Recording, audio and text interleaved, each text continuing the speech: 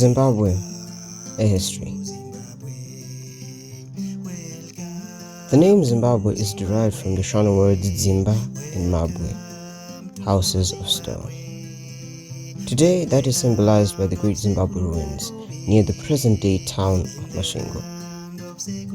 Zimbabwe has a rich history marked by the dynamism of its peoples. Many scholars have enhanced our knowledge of the Zimbabwean past through their works, particularly during the pre-colonial era. Archaeologists, linguists, historians, oral traditions have all played a part in bringing to light the history of Zimbabwe.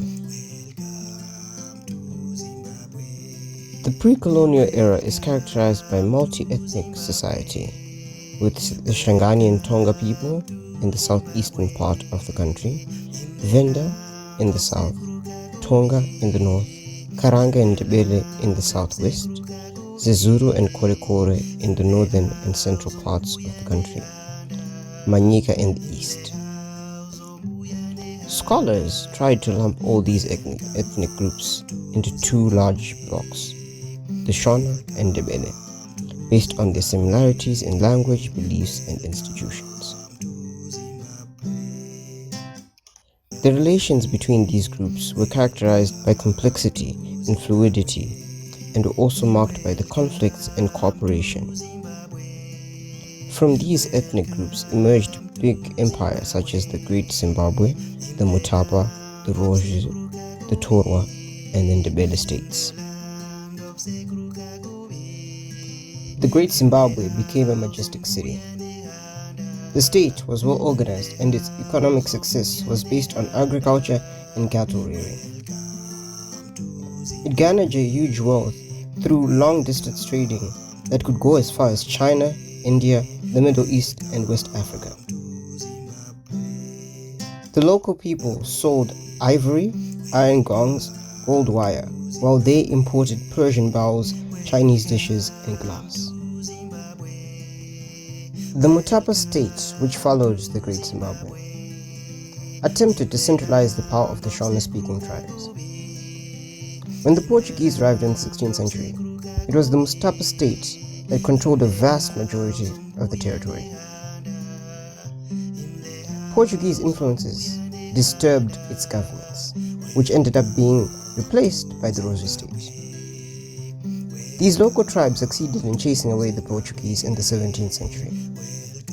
To that effect, the Portuguese have never been able to control these Zimbabwean territories.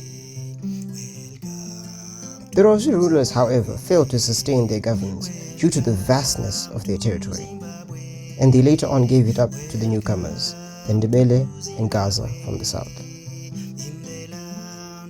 Even though the colonization of Zimbabwe started with the arrival of the missionaries in the early 1800s, preaching their God and denigrating the African culture and spiritual beliefs, the real occupation of Zimbabwe began with the arrival of Cecil John Rhodes in 1890.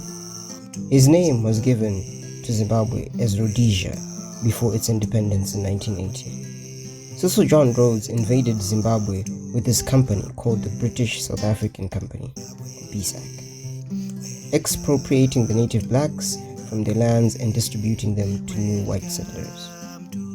The brutality of the new settlers pushed the Shona and Ndebele to launch an insurgency in 1896, which was dubbed Chimurenga Revolution.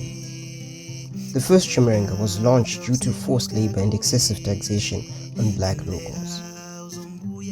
This insurgency brought in a sort of mass nationalism, which in the beginning was spearheaded by charismatic elders such as Sekuru Kagui and Mbuyane. This nationalism resulted in the second Chimurenga, culminating into the recovery of the black majority rule in 1980.